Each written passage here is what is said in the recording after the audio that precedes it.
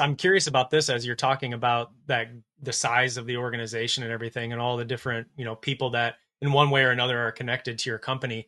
Um, what were some of those growing pains like?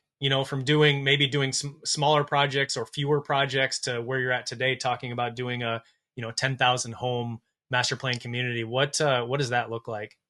Well, look, the biggest challenge is to have good groups of people that are happy. Any successful company that you see out there, it comes down to people. And something that I've often said when I've been interviewed is that you can have a great product and terrible people, and you will not make money.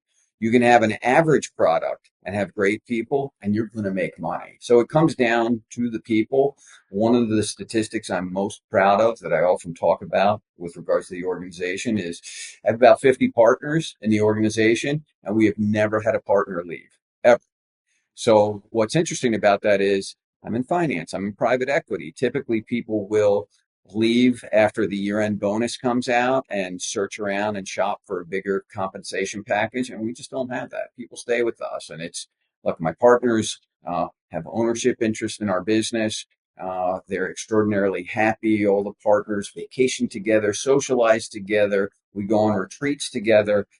3 months ago, we went to military training together, which sounds interesting. We had a bunch of Army Rangers and Navy SEALs, and they took us for 2.5 days to strategic military training ground that all these armed forces personnel go through. And we went through it obviously pretty miserably when you compare it to That's amazing, professionals. though. Yeah, but Yeah. but the point is you build this bond with people that uh, allows them to just really appreciate working together and stick together. And without that, it would be impossible to be successful. So it's the people.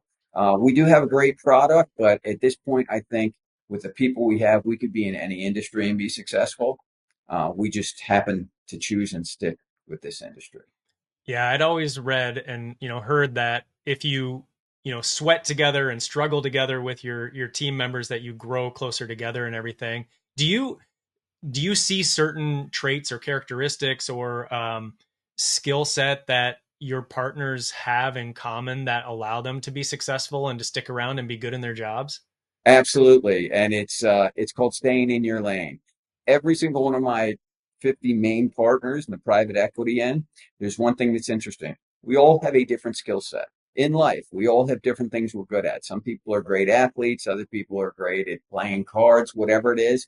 As long as you acknowledge that and recognize you should stick with what you're good at, and that's what our company's really great at. We have guys that are experts in 1031 exchanges. You know what? They don't get involved in the development end of things, and because they know that's what they're good at. And so we've been successful at having everyone recognize that they have to trust their partner, have to trust the skill set of that partner, and it also reduces the opportunity to have arguments with people, right? This guy's a particular expert in his particular area, and so we defer to that person to make the decision.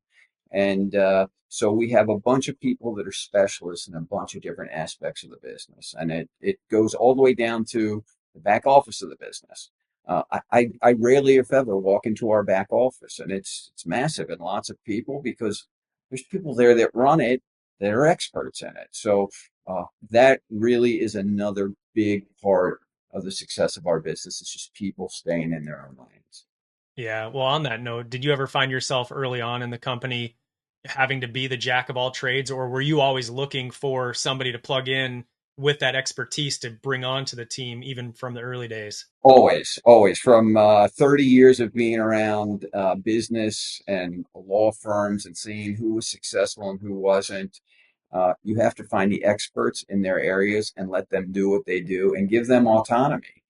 You would speak to any partner in our business and they would tell you they feel like they're their own boss. They make their own decisions. And there's a history of very successful businesses that exist in America that have followed that exact same playbook. And so, we just follow what has worked in the past. I mean, I'll give names of famous business people that you won't recognize their names because you're much younger than me, but this is a recurring theme. You find really great people, you give them a lot of autonomy, and they're happy and they'll stay.